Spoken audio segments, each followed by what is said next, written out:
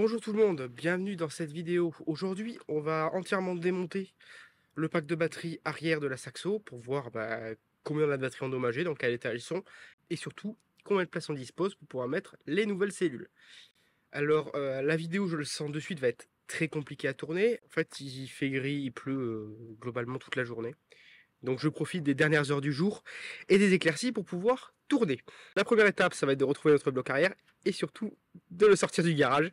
Entre deux éclaircies, je voulais profiter des dernières heures du jour pour pouvoir ouvrir le pack de batterie. Et là, je viens de passer une demi-heure à essayer de le sortir du garage. Donc il est toujours sur le cric, comme on l'a déposé. Sauf que dans le garage, en bas, vous ne voyez pas, mais c'est de la moquette. Et sous la moquette, c'est de la terre battue. Donc autant vous dire que le cric s'est enfoncé, et pas qu'un peu. Ça, c'est pas très très sympa. Mais c'est pas grave, on va quand même s'en sortir. J'ai un peu de place pour travailler autour, donc on va essayer de l'ouvrir. Pour l'ouvrir, il y a des toutes petites agrafes. Je vous mets un gros plan juste ici. Voilà, qu'il faut enlever. Alors déjà, sur ce pack-là, bon, il me manque des agrafes. Alors je sais pas s'il a déjà été ouvert ou s'il les a juste perdus en route, hein.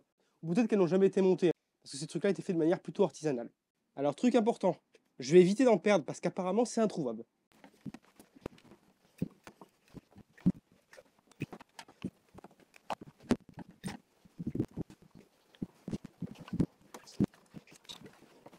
Bon, ça y est, toutes les agrafes ont été retirées. C'est plutôt pas mal. Il m'en manque, je crois, 2 ou 3 hein, sur le pourtour. Surtout dans les coins, là, dans le coin posé ici, là. À cet endroit-là, il m'en manque une. Bon, c'est pas très grave. Ce qu'on va pouvoir faire maintenant, c'est retirer le capot plastique et voir comment sont agencées les cellules, même si, avec la doc, on sait à peu près déjà comment c'est fait. Ça coince un peu. À l'arrière, ça semble se libérer. En fait, non, ça se libère très bien. Il y en a de la cellule. Il y en a 11 en tout, avec le système de remplissage et un système de refroidissement. Donc maintenant, ce qu'on va pouvoir faire, c'est continuer à démonter tout ça. Bon, par contre, là, ici, en mode caméra à la main, il y a un truc que je voudrais vous montrer. C'est quand même le niveau impressionnant de corrosion sur ces barbus. Voilà, ici, là, de ce côté. Il faut savoir que dans le capot supérieur, j'ai aussi une grosse trace de corrosion, mais qui viendrait plus de cette cellule-là. Vous voyez, là, hop, entre le meuble et le truc. Ça est pas mal corrodé non plus.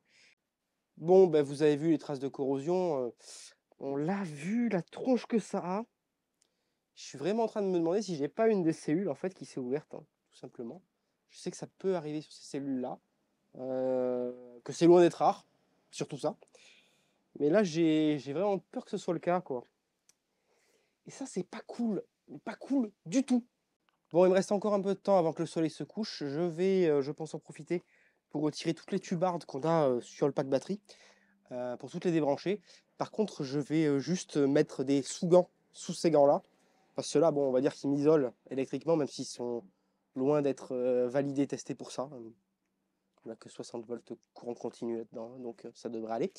Mais par contre, en dessous, il va me falloir des gants, on va dire en silicone, en latex, enfin un truc en matière plastique, qui m'empêcherait d'avoir sur moi de l'électrolyte qui pourrait éventuellement couler de ces trucs-là. Voilà. Parce que l'électrolyte, elle est corrosive en fait, et j'ai pas trop envie de me faire des trous dans la peau aujourd'hui. En vrai, ça se retire très facilement.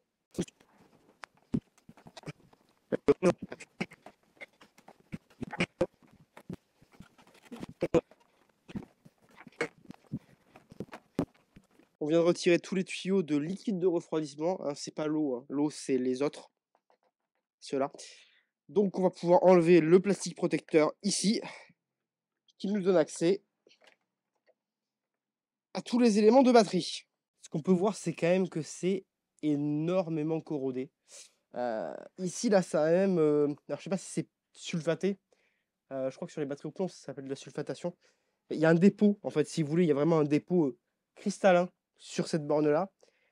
Donc cette batterie-là, enfin cet élément-là, je suis quasiment sûr qu'il est HS.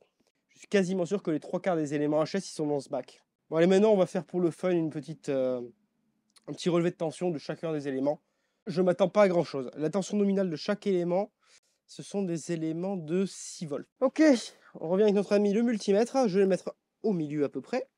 Et on va faire des petits relevés de tension. 6,60. Elle est bonne. Ensuite, à 6,40, un peu faible. Ouh, celle-là, elle est morte. Hop, je sais pas si je peux vous le positionner pour que vous le voyez. Comme ça, là, vous allez le voir.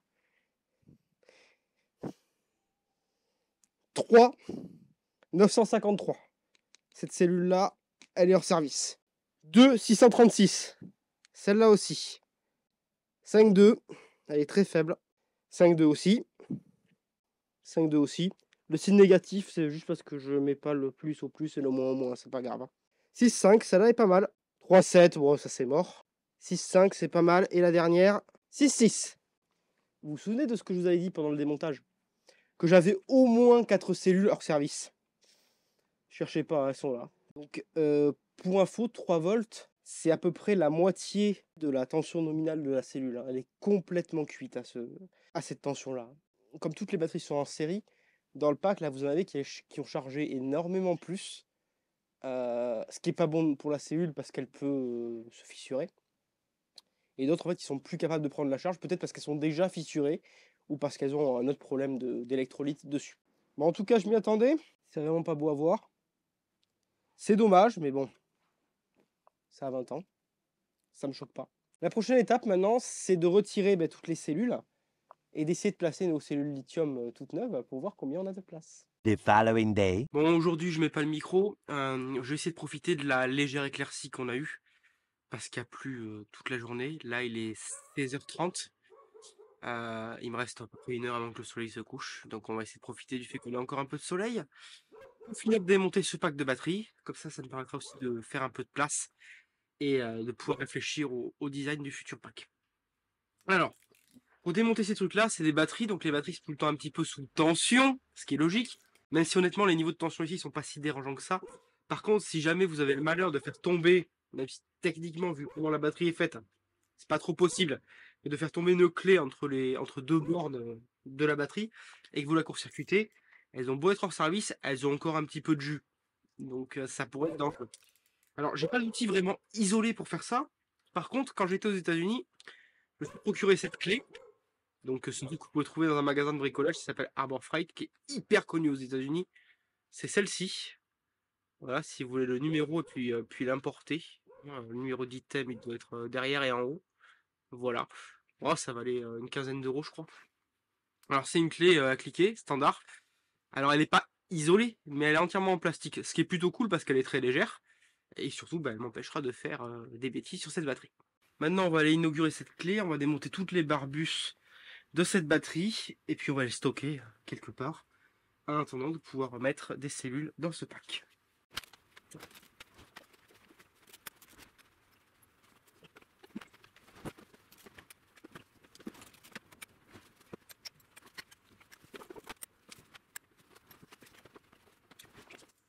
Voici le bac une fois vidé. Alors ça a plutôt bien marché, hein. C'est plutôt pas mal avec ce cliquet en plastique là. C'était pas serré hyper fort. C'était serré à quelque chose comme ouais, une dizaine de Newton-mètres, pas plus. Donc ça se défait facilement. Par contre les batteries sont dans un état que j'imaginais vraiment pas. Parce qu'elles sont vraiment pour la plupart toutes gonflées. Vous allez voir ça juste après. Et elles ont sulfaté de partout en fait, hein. Donc elles sont complètement mortes quoi. Bonjour. Voici donc maintenant les 11 batteries. Elles sont toutes sorties. Elles sont pas belles pour beaucoup. Il y en a beaucoup qui sont gonflées. Celle-là, ça se voit pas trop, elle est très gonflée. Celle-là aussi, elle est pas mal gonflée au fond. Elles ont globalement toutes sulfaté, elles ont eu du dépôt sur les connecteurs. Je pense qu'elles sont pour la plupart hors service. Ce que je vais faire quand même, alors elles sont pas éclatées, hein. J'ai regardé, elles ont pas l'air d'avoir éclaté, mais elles ont quand même pas mal gonflé. Je vais regarder celles qui sont à peu près encore en état de fonctionnement, et je les conserverai.